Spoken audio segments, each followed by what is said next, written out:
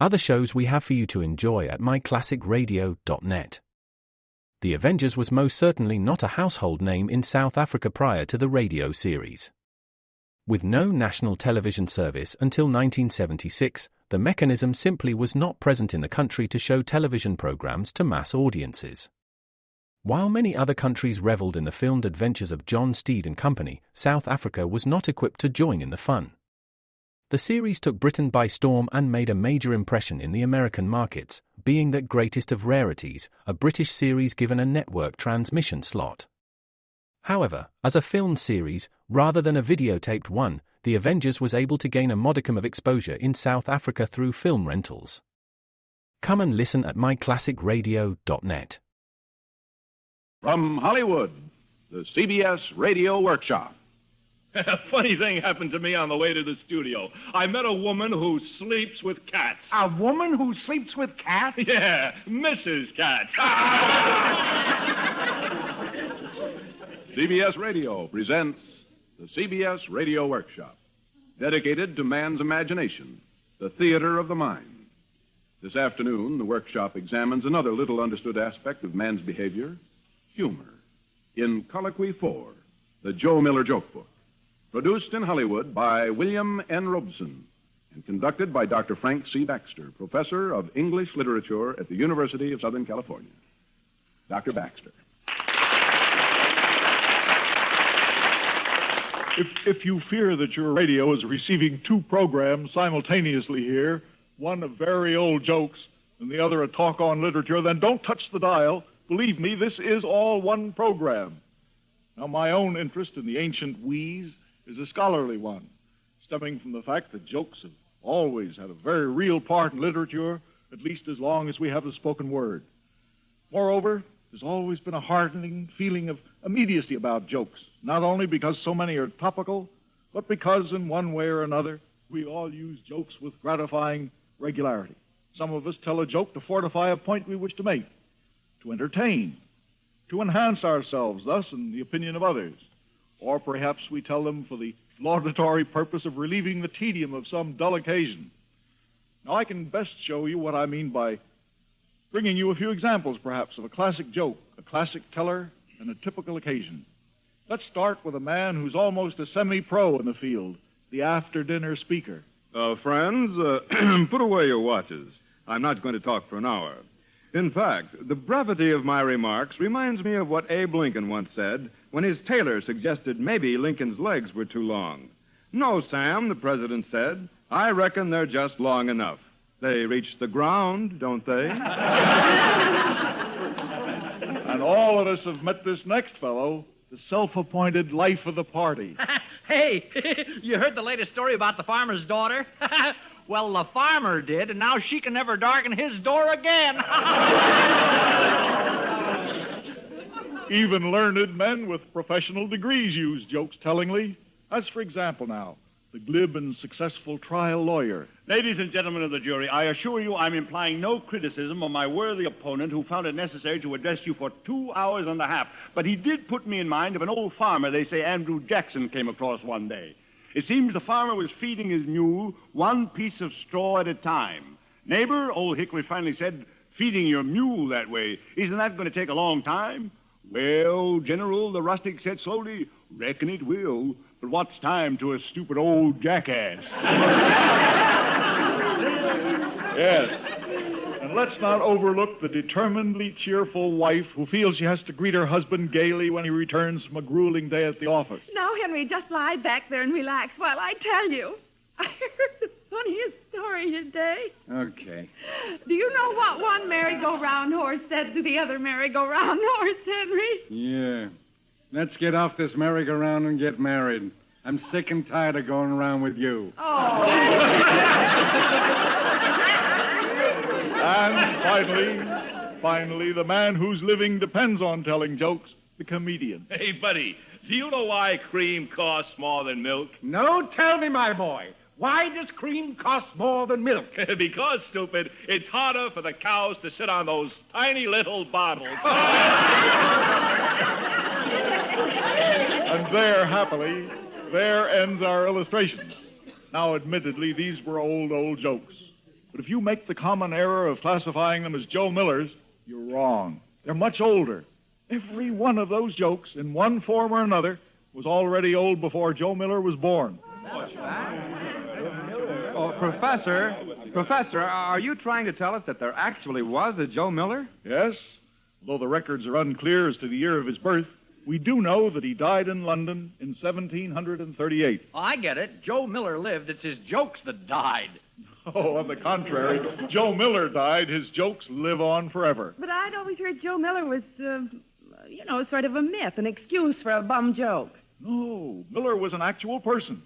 But oddly enough, not only did Joe Miller never utter a joke himself, the book bearing his name was published more than a year after he died. Oh, come on. You know, I think Joe Miller's still alive, and he's on my payroll as a writer under an assumed name. He's my brother-in-law. Dr. Baxter, you made some pretty fantastic allegations. Are you able to prove any part of them? Well, yes, Counselor. It happens that I have with me several monographs written by Joe Miller's own contemporaries. In a court of law, Doctor, that would be inadmissible as evidence. It's hearsay. Out and out hearsay. However, since you claim he's dead, acceptable proof would be the corpus itself. Now, that's pretty ridiculous, isn't it? Even for a lawyer? It isn't quite as impossible as it might at first seem. Oh, now what sort of mumbo-jumbo is that? Either you can produce Joe Miller or you cannot. You know, I don't see why I shouldn't try to produce him in this Bridie Murphy age of supersonic animation, automation, mechanical brains, technology more baffling than Merlin.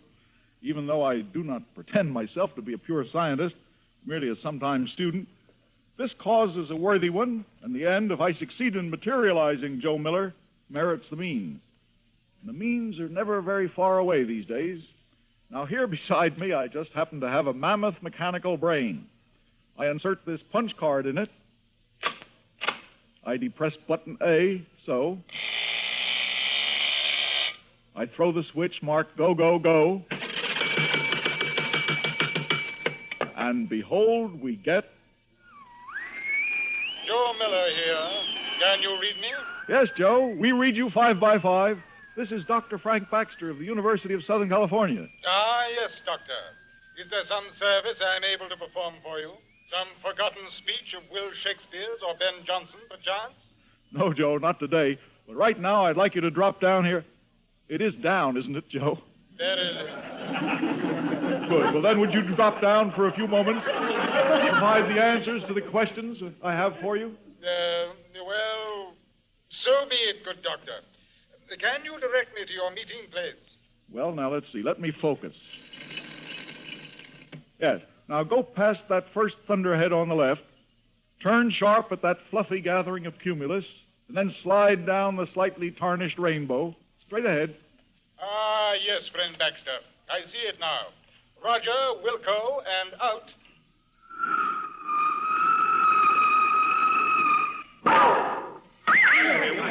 Joe Miller.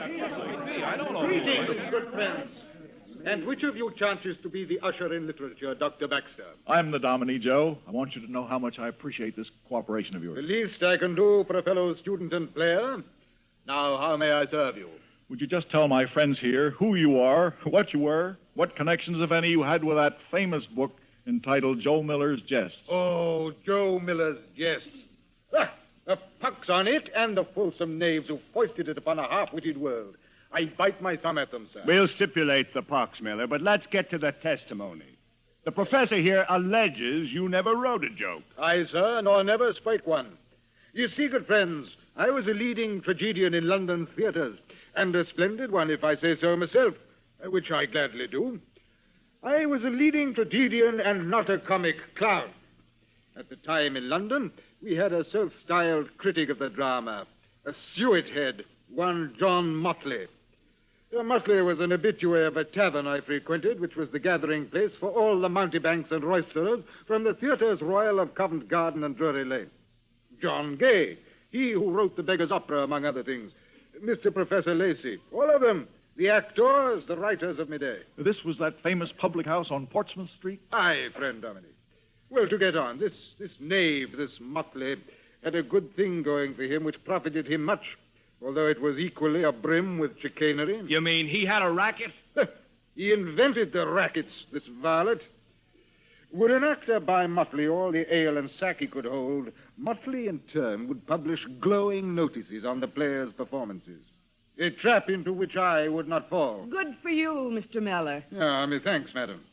And here, perhaps, it is best I explain that my chiefest misfortune was the maid I had wed, my wife. Comely, but a complete shrew.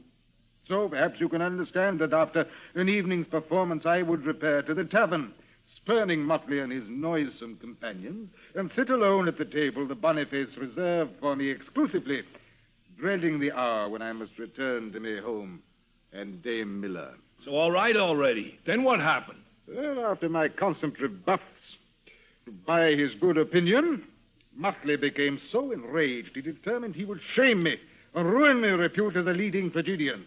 So, one day when he came upon an ancient jest, so creaky of the joint it was repulsive, he determined his chance to destroy me had come. He waited until every turn... Friends, imbibers, and countrymen, lend me your ears. I have a jest to tell you. A rib tickler just told me about that ever-popular tragedian, none other than Joe Miller. Joe Miller? Here is the jape as Miller told it to me. A man asked his neighbor, but late married to a widow, how he agreed with his wife. Marvelous well, the neighbor replied, when I am merry, she is merry. When I am sad, she is sad. For when I go out, I am merry to go from her. And when I return, she is sad to see me. Thus, instead of being greeted with groans and catcalls, Motley was filled with amaze to find he had evoked gales of leg-slapping laughter. Bitter and baffled, he managed to get aside John Gay and beseeched him to explain this unexpected outburst of mirth. Holding his sides, Gay managed his explanation. Oh, friend Motley, don't you see? It isn't a horrid jest. What makes it comical is that a vinegar visage like that henpecked Miller should tell it. Aye, Motley, that's what makes it funny. Joe Miller telling any joke. And there I was, hoist by Motley's own petard. They didn't blame you for the bad joke, Mr. Miller? Nay, madam, to the contrary. They found that to ascribe a jest to me was better insurance than had it been written by Lloyd's Coffee House. So from that night on, all ancient japes told in the city were laid at my door. But Motley, at first deflated, finally wreaked his revenge on me. How did he do that, Joe? So identified did I become with jests and jibes that my very presence in a play would set an audience to convulsions. And since I was a tragedian, soon no theatrical manager in London would give me employ. I died not too long after, a broken man. Well, granting all that, you still haven't explained that book bearing your name. Aye. I come now to that, sirrah. Upon my demise, one Thaddeus Reed, a shrewd publisher of folios, sought out Motley and proposed he collect the deadliest of the jokes being told and publish them as Joe Miller's. Motley refused to have anything to do with the publication which might perpetuate my name until Reed tempted him with visions of heady profits. Motley, lend ear to me. There is a fortune in the book of jests. I will not be associated with Joe Miller, that penurious, unfriendly, untalented... Not for, say, £100. Not for £1,000. How much, friend Reed? From a book of jokes? I know not, except the rewards are limitless. Recall you Miles Coverdale's Bible, published in 1535. Oh, yes? Coverdale obtained the funds to publish the Bible by issuing a collection of jokes 9 years earlier. The one he clept 100 Merry Tales. And a century ago, in 1630, the court jester Archie Armstrong published his book, and both volumes still are in good demand at the stalls. Well, John, will you join me in this enterprise? Aye, but on one condition. All London knows of my distaste for Joe Miller, and I do not wish to be made a laughingstock. I shall set down these jokes, but not under my own name. We shall create a pseudonym for the acknowledged editor. Excellent, John. And there you have the entire sordid story of Joe Miller's Jests, or the Wits Vadimecum, edited by Elijah Jenkins, Esquire, and published by T. Reed, Anno Domini 1739. No, Joe, that was a story well told indeed. Thank you, Dr. Baxter. One and all. And now my duty has been discharged. I must be going, forsooth. How far south are you going, Joe? A plague on you, sir. A pox and a plague on all hollow heads who practice what never did I preach. Milady, esteemed gentlemen, it is past the time when I must return. Parting is such sweet sorrow. Joe, wait. I feel I should repay you somehow for all the trouble to which we put you. Hey, he's gone. Just vanished. Can you blame even him after that gosh awful pun of yours? How far south are you going? True, the pun is the lowest form of wit. Well, perhaps. But certainly Shakespeare used many puns. The great John Milton even had Satan make them. Puns are the basis of a lot of good humor. Like the joke I opened up with. You all laughed at it. The one about Mrs. Katz. Well, that wasn't a bad joke. Yet there's another, perhaps more acceptable version if you'd care to hear it. Yeah, I'd like that. Very well, then. May I ask our joke demonstrators for version 13B of the Mrs. Katz joke? I never thought I'd get here. I was just attacked by a man-eating rabbit. A man-eating rabbit? Yeah, I was in a restaurant and a man-eating rabbit threw a punch at me. That was pretty good, Doctor. But, was it original? Heaven forbid. This, like most jokes, is what is technically known as a switcheroo. Now, let me show you how this is done historically. Joe Miller's joke number 99, please. A lady questioned about her age affirmed she was 40 and called upon a gentleman for his opinion. I do not doubt it, madam, replied he, because have I not heard you say so the last 10 years? Now, let's see where Mr. Motley got it to include in the Joe Miller jests. Let's have the parallel joke from Armstrong's book, published 1630, please. A court lady had dinner, and speaking of her age, said she was 40. One gallant, on hearing this, whispered to his companion, I have not the face to disbelieve her, for I've heard her say so any time these 10 years. That's no switch, Doctor. That's out-and-out stealing. Even the numbers, 40 and 10. Yes, but the theft was Armstrong's, because that joke, the joke he took his joke from, was current back in Latin times and Roman times and Cicero's day, and it went like this. Oh, noble Cicero, Fabia Dolabella saith she is but 30 summers. Would this be true? It must be true, for I have heard it these last 20 years. Are there other examples, Doctor? Yes, come on, Professor. I've got my pencil and notebook all ready, but they've got to be better than that. Oh, there are dozens of examples, hundreds. Some I can't even quote because of the robustness of Elizabethan humor, and others which today are interesting, not for their shimmering wit, but only to scholars who seek sources. There's several jokes appearing in The 100 Merry Tales, printed in 1500.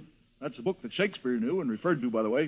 The 100 Merry Tales of 1500, there are jokes there, as well as in Archie Armstrong and Joe Miller, all similar, if not the same, and few of them are funny today. Well, if they were funny once, Doctor, why aren't they today? Let me give you one final example. Now, here's another joke, just as it appears in Armstrong's 17th century book. Two Dutchmen, one very tall, the other of exceeding low stature, were walking together. A pleasant gentleman, seeing them, said to his friend, Yonder go High Germany and the Low Countries. You call that a joke, Doctor? Yes, at one time it was a joke and a good joke, and it enjoyed great vogue. But now, using it as a springboard, let's take a much more recent version, which dates back only a few years, when the American theater man Marcus Lowe and the producer Lee Shubert were familiar figures on Broadway. Now, Marcus Lowe and Lee Shubert happened to pass one day, and this was their greeting. Hi, Lee. Hi, Lowe. So you see that Will Shakespeare was right when he wrote in Love's Labor's Lost, a jest's prosperity lies in the ear of him who hears it, never in the tongue of him who makes it. Yes, Doctor, but you're quoting Shakespeare, of course. Haven't you a theory of your own about what's funny and why? Well, as a matter of fact, I have a lot of theories. Tell us. This is a dangerous business. Now, if one of you will be good enough to move that chopping block a little closer, I'll loosen my collar and lay my neck on the block. Okay, Professor. Let's not keep a frantic world in suspenders waiting for it. Let's have it. Have you given your theory a name, Doctor? Well, I suppose so. It seems to me, by the way, that when we laugh, most of the time we laugh at someone who is doing something we'd like to do. We're all so inhibited and ruled and regulated by laws that Whenever we see any person getting off second base safely, doing something that we'd like to do and can't, we acknowledge with a warm satisfaction of laughter the existence of one of our fellows who for a moment gets free. We say often to ourselves, I wish I'd said that. I wish I had done that. Or I wish I'd seen that.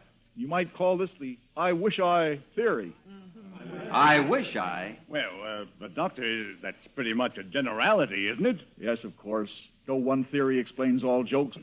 But, to be specific, why doesn't one of you tell his favorite joke to the others and see if they think it's funny? Well, we're not professionals. Why not let the comedian tell one of his? Good idea. Okay, Fine.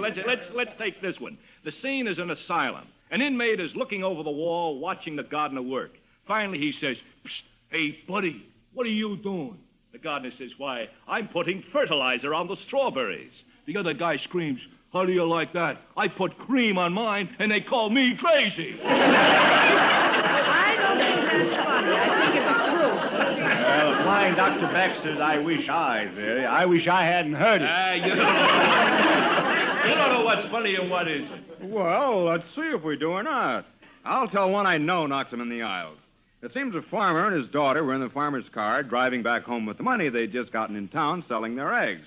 Well, suddenly the farmer spied two armed bandits approaching, so he whispered to his daughter, "Mary, quick, stick that money in your mouth and hide it." Well, the girl did as she was told, and the hold-up men couldn't find the money, which made them so sore they kicked them out and took the car. Well, once he was sure they were safe, the farmer said, "I guess we was lucky, all right. But if your ma had been along, we could have saved the car, too." Gentlemen, can't we have some order here? That traveling fair. Gentlemen, please, some decorum, if you will. Gentlemen, please. Dr. Baxter, could I speak with you a moment, good professor? Why, Joe Miller, back again. What brings you back, Joe? I heard this idiotic argument, and I came back to assure you it was none of my doing, sir. Of course it isn't, but I'm glad you're back. You left before I could ask you to dine with me. Well, I really shouldn't, you know. Hate traveling after dark, but, well, I shall make an exception, good doctor. Been so deuced long since I've had any solid food. And, what shall the menu be? Well, now, how would a steak this thick, strike you? Perfection itself, but pray. Then, let's see. Then perhaps a salad of tossed California greens? Oh, the very words fairly titillate the gastric juices. And what shall we have with the coffee, then? Why, anything you choose, Joe. Would you have strawberries, Doctor? You have all the strawberries your heart desires. Oh, not for me, good friend. Oh, strawberries for you. Why, Joe? Why strawberries for me? Because I want to see what you put on your strawberries. Well, that's it, good friends. Joe Miller's jests, so the wits wadi make 'em. Oh, may Joe and his jests both leave us and rest in peace.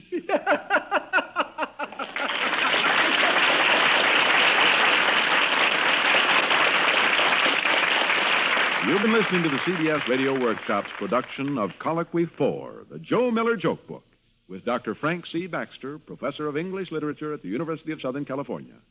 Colloquy 4 was written, directed in Hollywood by Paul Franklin. Included in the cast were Virginia Gregg, Joe Kearns, Peter Leeds, Ben Wright, Dawes Butler, Howard McNear, Jay Novello, and Joe Forte. Sound effects by Gus Bays.